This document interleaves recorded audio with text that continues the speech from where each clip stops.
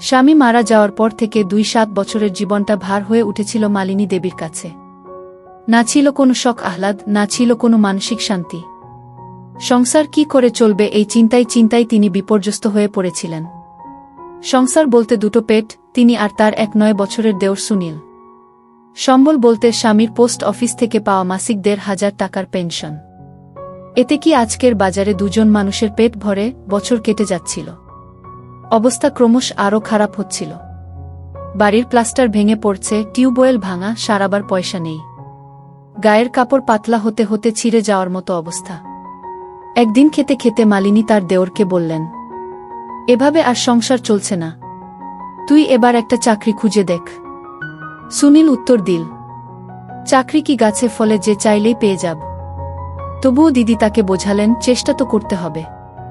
ঘরের ছেলেরা যদি কিছু না আনে তবে সংসার চলবে কিভাবে। আলোচনার এক পর্যায়ে পুরনো দুঃখের কথা উঠল। সুনীল হঠাৎ শুনে অবাক হল, যে দাদাকে সবাই সম্মান করত তার জীবনেও ছিল অন্ধকার একদিক। মালিনী চোখে জল নিয়ে বললেন, তোর দাদা বাইরের খারাপ সঙ্গের দিকে টান পেত, এ কারণেই সংসারে অশান্তি হতো। স্বামী মারা যাওয়ার পর মালিনী দেবীর সংসার যেন আগুনের কুণ্ডলী হয়ে উঠল। দিনে দিনে দুঃখ আর অভাব ঘিরে ধরল তাকে। সংসারে মানুষ বলতে সে আর তার ছোট দেওর সুনীল। বয়সে মাত্র ১৯। দিদিকে ভরসা করেই দিন কাটত তার।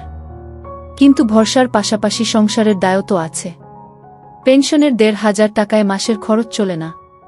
চাল, ডাল, তেল, লবণ, ওষুধ, জামাকাপড় সবকিছুর দাম আকাশছোঁয়া। একদিন ভাতের থালা সামনে রেখে মালিনী বলে উঠল, এভাবে আর সংসার চলছে না, তুই যদি কিছু না করিস তবে এই সংসার ভেসে যাবে। সুনীল কিছুক্ষণ চুপ থেকে উত্তর দিল, চাকরি কি গাছে ফলে যে ইচ্ছে করলেই পেয়ে যাব, তবে চেষ্টা করব দিদি। কথার ভেতরেও তার চোখে মুখে ছিল অদ্ভুত দ্বিধা। মালিনী তখনও বিশ্বাস করতে পারছিল না এই ছেলে আদৌ পারবে কিনা। কিন্তু সময় তো থেমে থাকে না। কয়েকদিন পর থেকেই সুনীল কাজের খোঁজে নামল চারদিকে। কখনো বাজারে গিয়ে লোকেদের জিজ্ঞেস করে ছোটখাটো কাজ আছে কিনা, কখনো আবার স্কুলের সামনে দাঁড়িয়ে টিউশনের খোঁজ করে।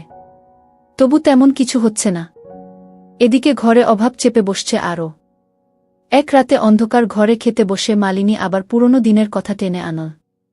সুনীল অবাক হয়ে শুনল তার দাদা নাকি নেশায় আসক্ত ছিল। বাইরের খারাপ সঙ্গেই সংসার ভাঙত, অশান্তি হতো। এতদিন যে মানুষটাকে সে দেবতার মতো মানত, আজ হঠাৎ যেন ভেঙে পড়ল সেই বিশ্বাস। মালিনী কান্না চেপে বলল, ওইসব আড্ডা আর নেশায় ওকে শেষ করে দিল। হঠাৎ হার্ট অ্যাটাক হয়ে গেল, সব শেষ। আমি পড়ে রইলাম একা। সুনীল সেই রাতেই প্রতিজ্ঞা করল সে আর বসে থাকবে না। যতই কষ্ট হোক কিছু একটা করবেই। পরদিন সকালেই সে বেরোল এক অচেনা পথের দিকে। কাজের খোঁজে হাঁটতে হাঁটতে হঠাৎ একটা দোকানে চোখ পড়ল। ছোটখাটো একটা হার্ডওয়্যার দোকান। দোকানদার লোকটিকে দেখে জিজ্ঞেস করল, কাজ খুঁজছ? সুনীল মাথা নেড়ে হ্যাঁ বলতেই লোকটা বলল, দোকান গুছিয়ে বসিয়ে দেওয়ার জন্য একটা লোক লাগবে। টাকা কম, তবে প্রতিদিন খাওয়া দাওয়া জুটবে। সুনীল এক মুহূর্ত দেরি না করে রাজি হয়ে গেল। সেই দোকানেই শুরু হলো তার নতুন জীবন। দিদিকে খবর দিয়ে সে খুশিতে ভরে উঠল। মালিনীর চোখে তখন আশার আলো। তবে তার মনে ভয়ও কাজ করছিল, বাইরের দুনিয়া যেমন কঠিন তেমনি প্রলোভনে ভরা। সুনীল সেই প্রলোভনে টিকতে পারবে তো? দিন কেটে যেতে লাগল। কাজ শিখতে শিখতে সুনীল দোকানদারের বিশ্বাসও পেতে শুরু করল। কিন্তু এরই মাঝে একদিন হঠাৎ বাড়ি ফেরার পথে তাকে ঘিরে ধরল কিছু ছাচরা ছেলে। তারা বলল, আয় আমাদের সঙ্গে চল। এখানে এভাবে খাটনিতে কিছু হবে না। আসল টাকা কামাতে হলে আমাদের দলে যা।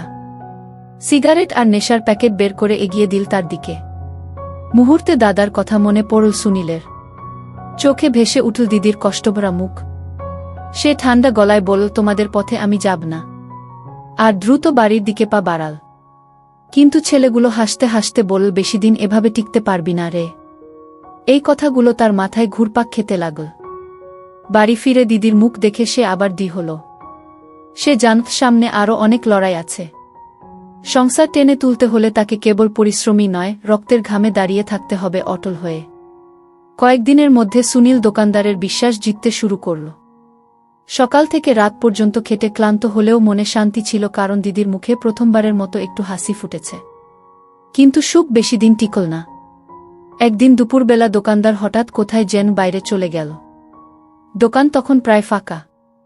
সুনীল তাক থেকে মালপত্র নামাচ্ছিল। হঠাৎ দুজন অচেনা লোক এসে দোকানে ঢুকল। তারা খুব দামি মালপত্র চাইল আর বলল তাড়াতাড়ি গুছিয়ে দাও। সুনীল সামান্য সন্দেহ পেলেও ভদ্রভাবে সব গুছিয়ে দিল। ঠিক তখনই দোকানদার ফিরে এল। চোখে মুখে তীব্র রাগ নিয়ে চিৎকার করে উঠল, চোর! চোরকে ধরে ফেলেছি! সুনীল হতভম্ব হয়ে গেল। দোকানদার বলল, এই ছেলে আমার মাল গোপনে বের করে দিচ্ছিল ওই দুই ছেলের হাতে। মুহূর্তে চারদিক থেকে লোক জড়ো হয়ে গেল। সবাই গালাগালি শুরু করল। কেউ বলল, এতদিন ভদ্র সাজছিল, আসলে চোর। কেউ আবার বলল, দিদি, দেওরের সংসার তো ভাঙা, এখন বুঝি টাকার লোভে এ কাজ করছে। সুনীল প্রাণপণে বোঝাতে লাগল, আমি নির্দোষ। আমি তো শুধু মালপত্র গুছিয়ে দিচ্ছিলাম। কিন্তু কে শোনে কার কথা? দোকানদার পুলিশের কাছে দেওয়ার হুমকি দিল। সেই মুহূর্তে ভিড়ের ভেতর থেকে এক বৃদ্ধ এগিয়ে এল। সে বলল, আমি দূর থেকে সব দেখেছি। ছেলেটা কাউকে কিছু দেয়নি, বরং ওই দুজন লোক সন্দেহজনকভাবে পালিয়ে গেছে। কথাটা শুনে সবাই থমকে গেল। দোকানদারের মুখ রং বদলাতে লাগল। সুনীলের বুক ধরফর করতে লাগল। এত বড় অপমান সে জীবনে ভাবেনি। চোখে ভেসে উঠল দিদির মুখ। যদি দিদি এ খবর শোনে তাহলে কি হবে? অপবাদ কতটা ভয়ঙ্কর হতে পারে সে যেন প্রথমবার টের পেল। দোকানদার পরে গলা নামিয়ে বলল, ভুল বোঝাবুঝি হয়েছে। কিন্তু ততক্ষণে আশেপাশের মানুষ অনেক কথাই বলে গেছে। সুনীল জানল এ লড়াই শুধু অভাবের নয়, সমাজের অপবাদ, সন্দেহ আর ষড়যন্ত্রের সঙ্গেও লড়তে হবে। সেই রাতেই দিদিকে কিছু না বলে চুপচাপ বসেছিল বারান্দায়। চোখের কোণে জমে থাকা অশ্রু আর বুকের ভিতর জমে থাকা প্রতিজ্ঞা একসাথে ঝড় তুলছিল। সে জানত রাস্তাটা ভয়ঙ্কর দীর্ঘ, কিন্তু তবুও লড়াই থামানো যাবে না। সেদিনের ঘটনার পর থেকে সুনীলের ভেতর এক ধরনের অদ্ভুত অস্থিরতা বাসা বাঁধল। দোকানদারের মুখের ওই অপবাদ যেন এখনও কানে বাজছে। দিদিকে সে কিছু বলেনি, কিন্তু মালিনী বুঝে ফেলেছিল ওর ভেতরে অশান্তি। রাতে খেতে বসে হঠাৎ বলল, কিছু হয়েছে সুনীল? তোর চোখে কেন এত দুঃখ? সুনীল মাথা নেড়ে বলল, না দিদি, কিছু হয়নি। কিন্তু চোখের জল গড়িয়ে পড়ল ভাতের প্লেটে। মালিনী আর জোরাজুরি করল না। সে জানত সংসারের বোঝা যেমন ভারী তেমনি ছেলেটার কাঁধে এখন পুরুষের দায়িত্ব। দিনগুলো আস্তে আস্তে কেটে যাচ্ছিল। দোকানে কাজ চালাচ্ছিল সুনীল, কিন্তু তার প্রতি দোকানদারের ব্যবহার পাল্টে গিয়েছিল। প্রতিটি কাজে সন্দেহ, প্রতিটি কথায় তাচ্ছিল্য। একদিন হঠাৎ দুপুরে দোকানদার তাকে বলল, শোন সুনীল, আজ থেকে আর তোর দরকার নেই। যা অন্য কোথাও গিয়ে কাজ খুঁজ। সুনীল স্তব্ধ হয়ে গেল। কোনো ভুল প্রমাণ ছাড়াই কেবল সন্দেহের জেরে সে আবার বেকার হয়ে পড়ল। পকেটে এক পয়সা নেই, বাড়ি ফেরার পথে চোখে অন্ধকার নেমে এলো। মনে হচ্ছিল জীবনের সব দরজা বন্ধ হয়ে যাচ্ছে। বাড়ি এসে দিদির মুখোমুখি দাঁড়াতে সাহস পেল না। কিন্তু মালিনী জিজ্ঞেস করতেই সে সব খুলে বলল। মালিনীর বুকের ভেতরটা ছিঁড়ে গেল। এত কষ্টের মধ্যেও এই ছেলেটা হাল ছাড়েনি, অথচ মানুষ তার পিঠে কাদা ছুড়ল। মালিনী তখন সোজা হয়ে বসে বলল, মনে রাখিস সুনীল, মানুষ যতই কথা বলুক, সত্যি একদিন নিজের জায়গা করে নেয়। তুই হাল ছাড়িস না। কথাগুলো যেন সুনীলের হৃদয়ে আগুন জ্বালিয়ে দিল। পরদিন সকালেই সে আবার বেরোল নতুন কাজ খুঁজতে। বাজারে ঘুরে ঘুরে অনেক চেষ্টা করেও কিছু মিলল না। ঠিক তখনই একটা গ্যারেজে তার চোখ আটকাল। ভেতরে কয়েকজন ছেলে গাড়ি সারাচ্ছে। সে গিয়ে বলল, কাজ আছে কি? মালিক একবার তাকিয়ে বলল, কাজ আছে, কিন্তু তুই পারবি তো? লোহা টানতে হবে, ময়লা জামাকাপড় পরে সারাদিন খেটে মরতে হবে। সুনীল বিন্দুমাত্র দেরি না করে রাজি হয়ে গেল। সেই দিন থেকেই শুরু হলো তার গ্যারেজের জীবন। তেলের গন্ধ, কালো ধোয়া, হাত কেটে রক্ত পড়া, সবকিছু শীতে শিখল সে। ধীরে ধীরে কাজে হাত পাকাতে লাগল। মালিকও খুশি হতে লাগল। কিন্তু সমস্যা তৈরি হলো অন্য জায়গায়। গ্যারেজের কিছু ছেলে রাতের পর রাত মদের আসরে যেত। তারা বারবার ডাকত সুনীলকে। বলতো, আয় না ভাই, তুই তো তরুণ, মজা কর। মেয়েসব ছাড়া কি আর জীবন? প্রথমে সুনীল এড়িয়ে যেত, কিন্তু এক রাতে তারা জোর করে টেনে নিয়ে গেল। অন্ধকার ঘরে ঢুকেই সুনীল স্তব্ধ হয়ে গেল।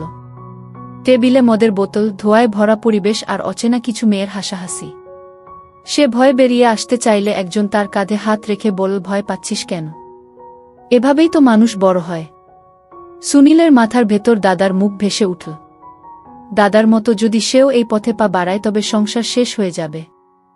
হঠাৎ সে জোরে ধাক্কা মেরে বাইরে বেরিয়ে এলো। গ্যারেজের ছেলেরা পিছন থেকে চিৎকার করে গালাগালি করল। কিন্তু সে আর পিছন ফিরে তাকাল না। দৌড়াতে দৌড়াতে বাড়ি ফিরে এলো।